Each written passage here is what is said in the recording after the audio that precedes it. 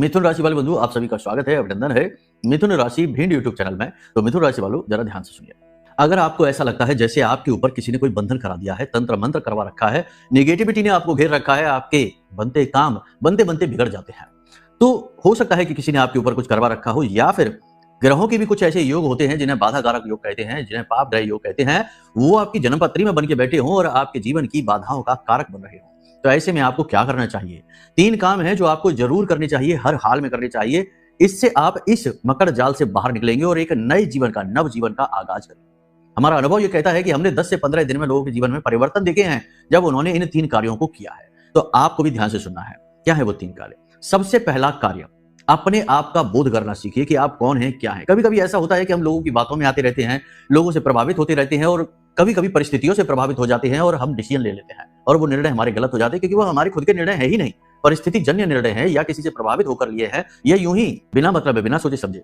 तो इसके लिए आपको क्या करना है? सबसे पहली चीज ये है कि ध्यान करना सीखिए, भगवान की भक्ति सच्चे मन से करना सीखिए, और इसका अभ्यास है बहुत अच्छा। देखो, जिस भी देवी देवता की आप पूजा करते हैं, यदि आपको अपने इष्ट देव के बारे में पता है तो उत्तम है, नहीं तो कुंडली विश्लेषण करा लेना, उसमें हम आपको बता ही देंगे। तो आप जिसकी भी भक्ति करते हैं, दिन में जब भी आपको समय मिले तो आंख बंद करके एकाग्र होकर बैठिए और यह महसूस करिए कि वह दिव्य शक्ति आपके आसपास ही है। उसके होने का आभास, यानी कि धारणा, इस धारणा से आपको उस दिव्य शक्ति का सचमुच में साथ प्राप्त हो जाएगा, क्योंकि जैसी आपकी मनस्थिति वैसी आपकी परिस्थिति। यत पिंडे तत ब्रह्मांडे। आप भगवान का साथ हर वक्त महसूस करेंगे तो भगवान का साथ मिल ही जाएगा, क्योंकि यह चित्त शुद्धि की प्रक्रिया है, और जहां चित्त में शुद्धि होती है वहीं भगवान रहते हैं। तभी तो भगवान अर्जुन के साथ थे पूरे महाभारत में, दुर्योधन के साथ नहीं। जबकि गया तो दुर्योधन भी था भगवान का साथ मांगने के लिए, सहायता के लिए। तो कहने का मतलब यह है कि अर्जुन की तरह प्रतिपल भगवान के साथ को महसूस करिए, उनसे मित्रवत व्यवहार बना लीजिए, उन्हें पिता समझिए, उन्हें अपनी मां समझ लीजिए, ठीक है, रिश्ता बना लीजिए। बहुत ही चतुराई वाला यह कर्म है जो आप कर डालिए, ठीक है। दूसरा कर्म, अपनी सुरक्षा घेरा को मजबूत करना, अपनी सुरक्षा को प्रबल करना। इसके लिए आपको क्या करना है? एक काले रंग का कपड़ा लेना है, उसमें थोड़ा कपूर रखना है, 1 लौंग का जोड़ा और 4 काली मिर्च के दाने, और इसे काले धागे से लपेटकर पोटली बना लीजिए। और घर से बाहर जब भी आप निकले तो इसे जेब में डालकर निकलिए, और जब घर में प्रवेश करें तो इसे अपने बाएं कंधे से पीछे फेंक दीजिए।